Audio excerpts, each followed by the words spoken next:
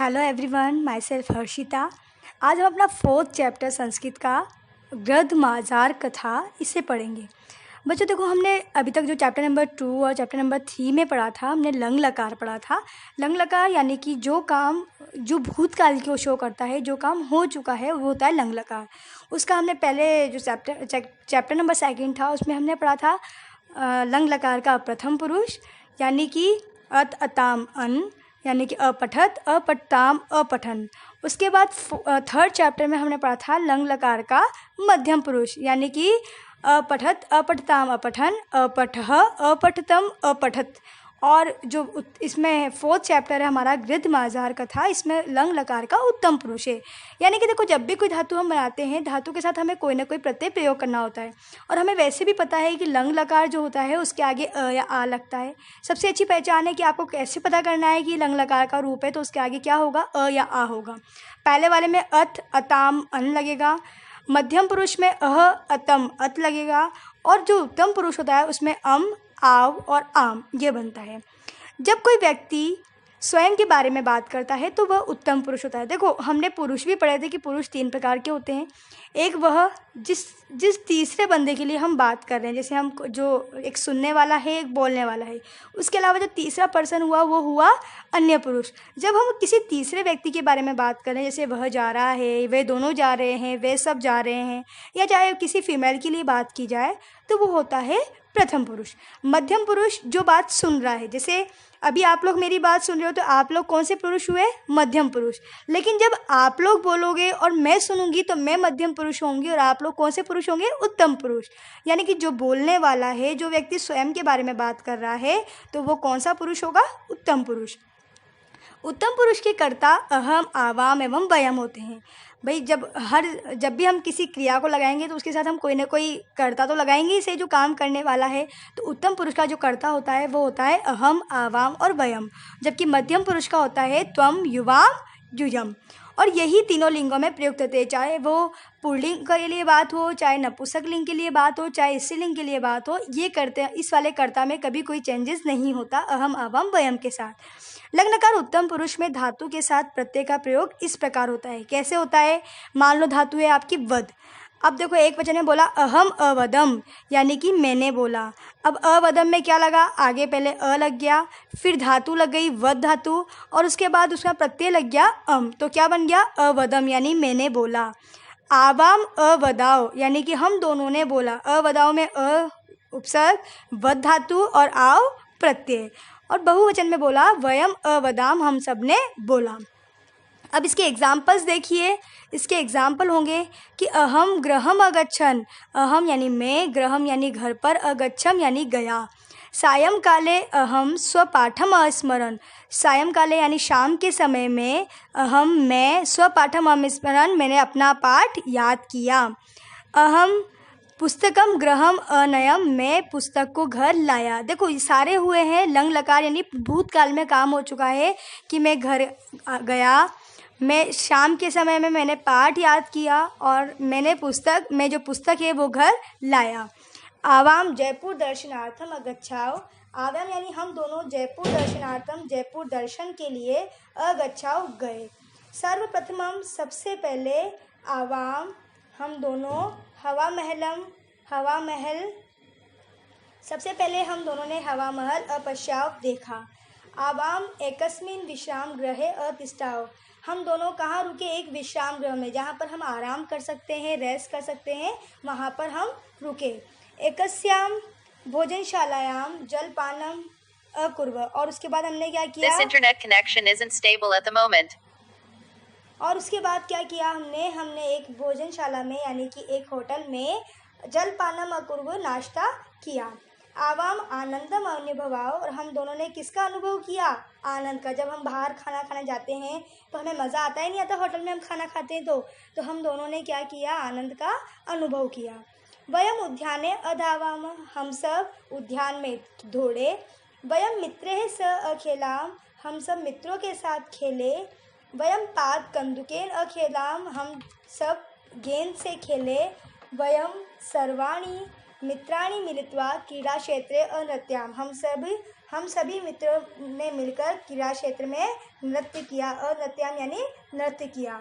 तत्पश्चात वयम पितृव्य गृहम अगच्छाम, और उसके बाद हम सब ने क्या किया, पितृव्य होते हैं चाचा, उसके बाद हम अपने चाचा के घर गए। Turn the chapter now. Okay, अब आता है गृध मार्जार कथा। गृध बोलते हैं गिद्ध को, गृध यानी गिद्ध, और मार्जार बोलते हैं बिलाव को। तो गिद्ध और बिलाव की ये कहानी है। यह वयम अम्बया सह भ्रमणाय समुद्र तटम अगच्छाम। यह होता है यानी कल, जो आने वाला बीता हुआ कल था, यानी जो यस्टरडे होता है वो होता है यह, यानी कल। वयम यानी हम सब, अम्बया सह अपनी माँ के साथ, अपनी मम्मी के साथ, भ्रमणाय घूमने के लिए, समुद्र तटम अगच्छाम समुद्र के तट पर गए। कि कल हम सब अपनी मम्मी के साथ घूमने के लिए समुद्र तट पर गए। तत्र नारिकेलस्य जलम अपिबाम। तत्र यानी वहाँ पर हमने क्या किया, नारिकेलस्य यानी नारियल का, जलम अपिबाम जल पिया। नारियल पानी पीते हैं ना हम लोग, तो नारियल का जल पिया। आम्राणि अखादाम, आम भी खाए। जले स्नानम उद्याने च भ्रमाम, और पानी के अंदर क्या किया, स्नान किया यानी नहाए। और हमने जो बगीचा था वहाँ पर हम घूमे। यदा अहम समुद्रम अपश्यम, जब हम समुद्र को देख रहे थे, तदेव माता अवदत, तो माता बोली, भाई जब हम गए तो हमने नारियल का पानी पिया, आम खाए, जल में स्नान किया और उद्यान में घूमे। जब हम समुद्र को देख रहे थे, तदेव माता अवदत, तब माता बोली, यूयम कथा अकथयत, कि तुम सब क्या कहो, एक कहानी कहो। भाई जब हम कहीं आते हैं, हमारी इच्छा होती है हम कहानी सुनते हैं ना, तो यूयम कथा कथयत, कि तुम सब कहानी कहो। तो नवीन अवदत, उनमें एक बच्चे का नाम है नवीन, वो बोला, तुम एव कथय, आप ही बताओ, यानी कि आप ही हमें कहानी सुनाओ। तो माता अवदत, माता कहने लगी, अद्य अहम गृध मार्जार कथाम वदामि, कि आज मैं तुम्हें गिद्ध और बिलाव की कहानी सुनाती हूँ। यूयम ध्यानेन शृणुतः, तुम सब ध्यान से सुनना। अब कहानी स्टार्ट हो रही है हमारी कि एकस्मिन् वृक्षे, एक वृक्ष पर, एक वृद्धः गिद्धः अवसत, एक बूढ़ा गिद्ध रहता था, यानी कि एक पेड़ के ऊपर एक बूढ़ा सा गिद्ध रहता था। अन्य खगाः तस्मै स्व आहारात् किंचित यच्छति स्म। अब अन्य खगाः जो दूसरे पक्षी थे, वो उसको, तस्मै यानी उस गिद्ध को, स्व आहारात यानी कि अपने आहार में से, किंचित यच्छन्ति इसमें कुछ न कुछ दे देते थे। जैसे और भी पक्षी थे, वो अपने खाने के लिए लेकर आते थे, तो वो क्या करते थे, अपने उस खाने में से थोड़ा थोड़ा सा खाना उसको दे देते थे। किसको, गिद्ध को। गृद्धः अपि खग शिशूनाम रक्षणम अकरोत्। अब गिद्ध भी क्या करता था कि पक्षियों के जो बच्चे होते थे छोटे छोटे, उनकी रक्षा करता था। भाई आप एक काम करोगे दूसरा भी दूसरा काम करेगा, तो ये क्या करते थे, सारे पक्षी अपने अपने खाने में से थोड़ा थोड़ा खाना गिद्ध को देते थे, क्योंकि गिद्ध बूढ़ा हो चुका था तो उससे उड़ा नहीं जाता था। तो वो क्या करता था, गिद्ध भी उन पक्षियों के जो बच्चे थे उनकी रक्षा करता था। एकदा चतुर मार्जारः खग शिशून खादितुम तत्र आगच्छत। अब एक दिन क्या हुआ, एक चतुर मार्जार, एक चतुर बिलाव, खग शिशून उन पक्षियों के बच्चों को, खादितुम खाने के लिए, तत्र आगच्छत वहाँ आया। मार्जारम दृष्टवा, उस मार्जार को यानी उस बिलाव को देखकर, गृद्धः अपृच्छत, वो गिद्ध बोला, त्वम अत्र किमर्थम आगच्छ, तुम यहाँ क्यों आए हो। अत्र पक्षी शावकाः निवसन्ति, यहाँ पर पक्षी के बच्चे रहते हैं। अतः दूरम गच्छ, इसलिए दूर चले जाओ। तो मार्जारः अवदत, मार्जार यानी वो बिलाव बोला, अहम पक्षी शावका न मारिष्यामि, कि मैं पक्षी के बच्चों को नहीं मारूंगा। नित्यम गंगायाम स्नात्वा अहिंसा व्रतम पालयामि, और नित्य क्या करूँगा, मैं गंगा में स्नान करूँगा और अहिंसा का व्रत का पालन करूँगा। अहिंसा का व्रत होता है कि हम किसी के ऊपर कोई हिंसा ना करें, ना किसी को मारें, ना किसी को खाएं, तो कि मैं अहिंसा के व्रत का पालन करूँगा। भवान अपि धर्मपरायण अस्ति, या फिर उसने क्या किया, गिद्ध की तारीफ कर दी कि आप भी तो धर्मपरायण हैं, यानी कि आप भी दूसरों की सहायता करते हैं।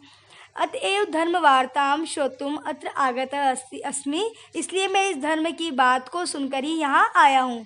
क्योंकि अगर वो उससे ऐसे पागल नहीं बनाता तो वो गिद्ध उसको वहाँ रहने नहीं देता, तो उसने झूठ मार तारीफ कर दी कि तुम भी तो धर्म की परायण हो और तुम्हारी धर्म की बातें सुनकर ही मैं यहाँ आया हूँ।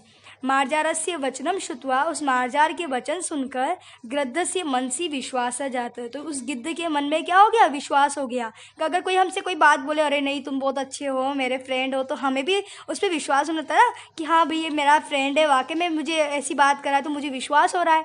तो ऐसे ही उस जो बिलाव था, उस बिलाव के वचनों को सुनकर वो जो गिद्ध था उसके मन में विश्वास पैदा हो गया। ततः उसके बाद क्या हुआ, मांस लोभी मार्जारः, मांस का जो लालची था वो बिलाव, वो क्या करता था कि प्रतिदिनम छलेन, रोजाना छल से यानी कि धोखे से, खग शिशून कोटरम नीतवा अखादत। अब खग के जो बच्चे होते थे, पक्षियों के जो बच्चे होते थे, उनको कोटर में यानी कि कोटर या जो पेड़ होते हैं, पेड़ के अंदर बड़े बड़े छेद होते हैं, उन्हें बोलते हैं कोटर, तो उस कोटर से ले जाकर खा जाता था। स्वशिशूनाम अभावे खगात चिंतितः भूत्वा अन्वेषणार्थम इतस्ततः अभ्रमण। अब क्या होता था कि अपने बच्चे नहीं मिलते थे उन पक्षियों को, तो पक्षी क्या करते थे, अपने बच्चों के अभाव में चिंतित होकर अन्वेषणार्थम, उन पक्षियों के अपने बच्चों को ढूंढने के लिए इतस्ततः अभ्रमण, इधर उधर दौड़ते थे। ते एकस्मिन् वृक्ष कोटरे, और वे एक दिन वे एकस्मिन् वृक्ष कोटरे, एक वृक्ष कोटर में शिशुनाम अस्थिनि अपश्यन, उन सब ने क्या करा, एक वृक्ष के कोटर में उन शिशुओं की, अपने बच्चों की अस्थियों को देखा। ते अचिंतयन, उन पक्षियों ने ये सोचा कि गृधः एव शिशून खादति स्म, कि ये जो गिद्ध है यही मेरे बच्चों को खा गया है। अतः सर्वे मिलित्वा तम गृद्धम हतवंत, इसलिए उन सभी पक्षियों ने मिलकर क्या किया, उस गिद्ध को मार दिया। अतएव उक्तम, इसीलिए कहा गया है, क्या कहा है, इससे क्या सीख मिल रही है वो बताया है कि अज्ञात कुलशीलस्य वासो देयो न कस्यचित्, कि अज्ञात कुलशीलस्य, जिसके कुल को हम नहीं जानते या जिसके चरित्र को हम नहीं जानते कि कौन व्यक्ति कैसा है, कहाँ से आया है, तो ऐसे लोगों को कभी भी वासो देयो न कस्यचित्, कभी भी हमें उनको रहने के लिए स्थान नहीं देना चाहिए। क्योंकि जैसे गिद्ध नहीं जानता था कि वो बिलाव कैसा है, वो क्या करेगा, तो अगर वो उसको रहने को नहीं देता तो वो क्या होता कि सारे पक्षियों के जो बच्चे थे वो नहीं मरते, और वो नहीं मरते तो सारे पक्षी मिलकर गिद्ध को भी नहीं मारते। लेकिन वो भी उसकी बातों में आ गया, उसने उसके बारे में जानने की कोशिश नहीं की, उसको रहने को कह दिया कि ठीक है भैया तुम यहाँ रह लो, और उसकी वजह से क्या हुआ कि वो बच्चे तो मरे ही सही, साथ ही उस गिद्ध को भी अपनी जान से हाथ धोना पड़ा। इसीलिए कभी भी जिसको आप नहीं जानते हो उसके बारे में, हम उस व्यक्ति को कभी भी हमें निवास नहीं देना चाहिए कि भैया आप यहाँ रहो, कभी भी उन्हें हमें आश्रय नहीं देना चाहिए। जैसे मान लो कोई व्यक्ति आया जिसको हम नहीं जानते और वो कहते मुझे आज आपके घर पर रहना है, तो क्या हम रहने देंगे, क्या नहीं रहने देंगे। तो ठीक वैसे ही जिन व्यक्तियों को, जिन लोगों को हम नहीं जानते, हमें उन पर कभी भी विश्वास नहीं करना चाहिए, उनको कभी भी हमें आश्रय नहीं देना चाहिए।